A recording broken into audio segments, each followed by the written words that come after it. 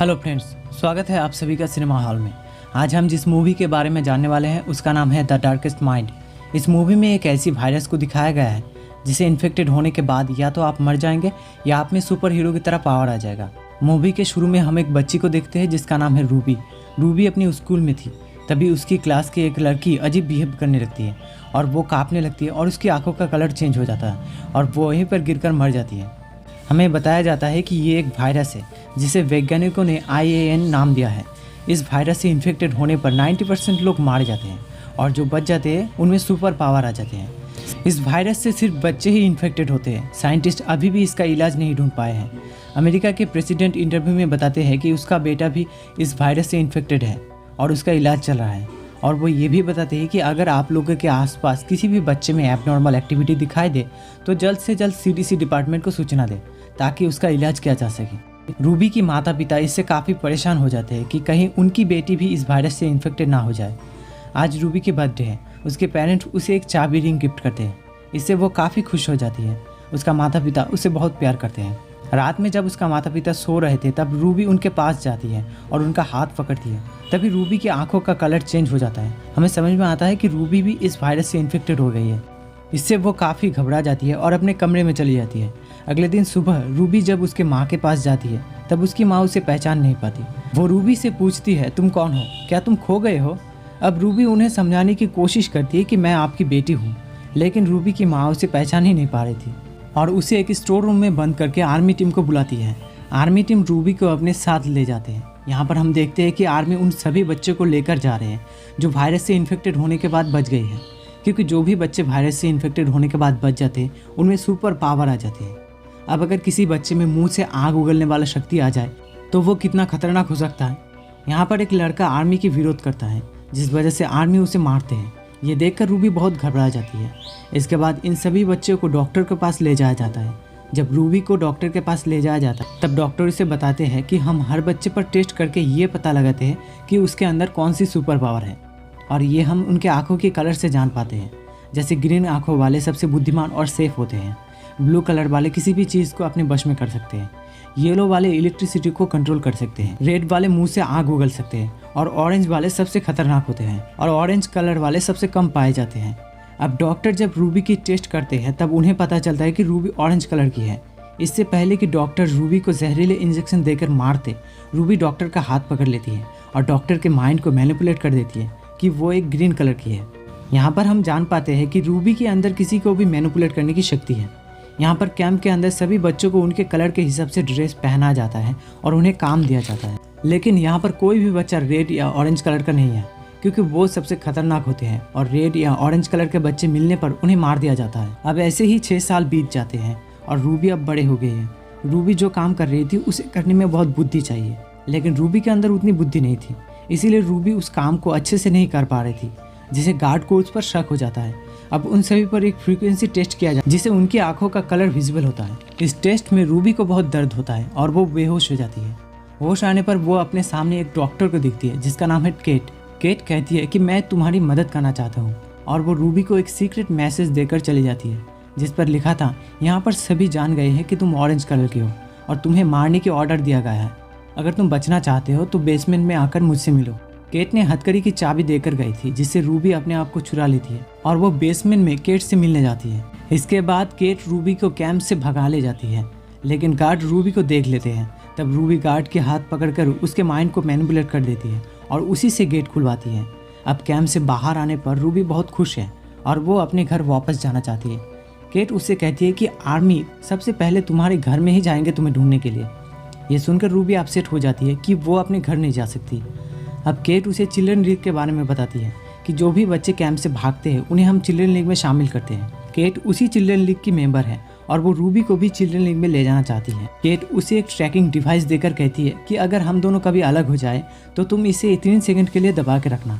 इससे मुझे पता चल जाएगा कि तुम कहाँ पर हो और मैं तुम्हें लेने आ जाऊँगी। इसके बाद केट अपनी एक दोस्त रॉक्स से मिलने गैस स्टेशन जाती है।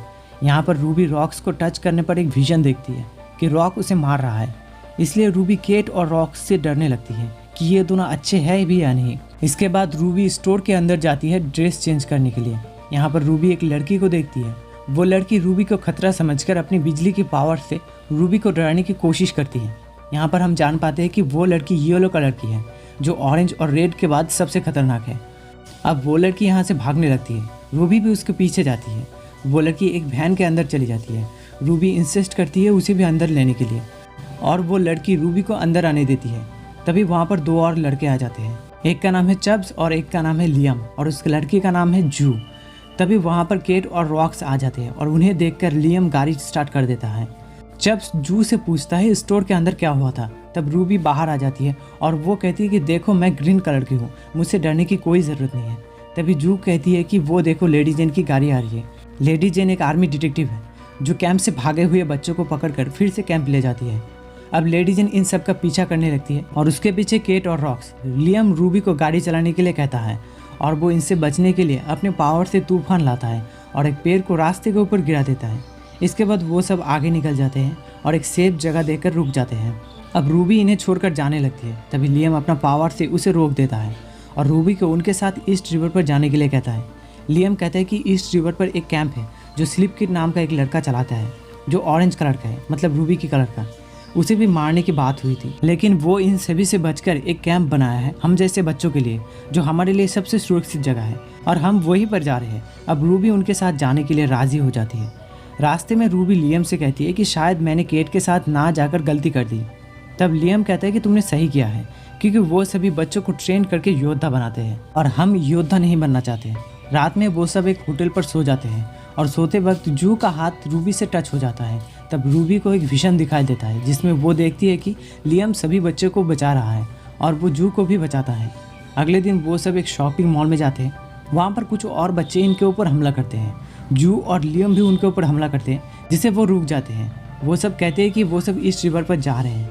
यहाँ पर इन सभी को ये पता चलता है कि ईस्ट रिवर कहाँ पर है, मतलब उसका एग्जैक्ट लोकेशन क्या है। लेकिन रूबी उनके साथ नहीं जाना चाहती है, वो अपने घर जाना चाहती है।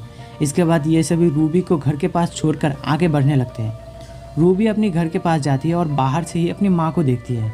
उसे एहसास होता है कि उसकी माँ अब उसे नहीं पहचान पाएगी। ये याद आते ही वो रोते रोते वहाँ से जाने लगती है। क्यों उसकी माँ उसे पहचान नहीं पाएगी ये हम बाद में जान पाएंगे। जब रूबी रो रही थी तभी वहाँ पर लियम आ जाता है और वो रूबी से कहती है कि विश्वास करो, मैं तुम्हें छोड़कर कभी नहीं जाऊँगा। जब ये दोनों अपने गाड़ी के पास जा रहे थे तभी लेडी जेन इनके ऊपर हमला करती है और लियम को पकड़ लेता है। उसने चब्स और जू को भी पकड़ लिया है। जब वो रूबी को पकड़ने जाती है तभी रूबी उसका हाथ पकड़कर उसके माइंड को मैनिपुलेट कर देती है और उसे कहती है कि सीधा जंगल की तरफ चलते जाओ, कहीं मत रुकना, चाहे तुम्हें भूख लगे या प्यास। यहाँ पर ये सभी जान जाते हैं कि रूबी ग्रीन नहीं बल्कि ऑरेंज कलर की है, जो इन सभी से पावरफुल है। रूबी बहुत ज़्यादा पावर यूज़ करने की वजह से बेहोश हो जाती है। इसके बाद होश आने पर रूबी लियम, जू और चब्स को छोड़कर जाना चाहती है, क्योंकि वो ऑरेंज कलर की है और उसकी पावर सबसे ज़्यादा है। इस वजह से शायद ये सभी उससे डरने लगेंगे, लेकिन ऐसा कुछ नहीं होता। उल्टे वो सब रूबी को सपोर्ट करते हैं। अब ये सब अपनी गाड़ी को जंगल में छोड़कर ईस्ट रिवर की तरफ बढ़ने लगते हैं और कुछ दूर जाने के बाद इन्हें कुछ लड़के मिलते हैं जो स्लिप किड के कैंप से हैं। अब वो सब इन्हें स्लिप किड के पास ले जाते हैं। ये स्लिप किड और कोई नहीं, प्रेसिडेंट का ही बेटा है। असल में प्रेसिडेंट का बेटा ऑरेंज कलर का था और वो ठीक नहीं हुआ था, इसलिए वो यहाँ पर चला आया।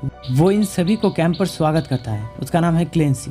रूबी क्लेंसी को बताती है कि मैं ऑरेंज कलर की हूँ। तब क्लेंसी उसे कहता है कि मैं तुम्हें अपनी पावर का पूरा इस्तेमाल करना सिखाऊंगा, और वो रूबी के हाथ पकड़ता है, जिससे उसे पता चलता है कि बचपन में रूबी अपनी पेरेंट्स की याददाश्त मिटा दिया था। मतलब बचपन में जब रूबी वायरस से इन्फेक्टेड हुई थी तब वो अपने माता पिता का हाथ पकड़ी हुई थी और तभी उसने अपने माता पिता के मेमोरी से खुद को मिटा दिया था, ताकि उसके चले जाने से उसके पेरेंट्स को कोई दुख ना हो। क्लेंसी रूबी की पावर का इतना अच्छा इस्तेमाल देखकर हैरान हो जाता है।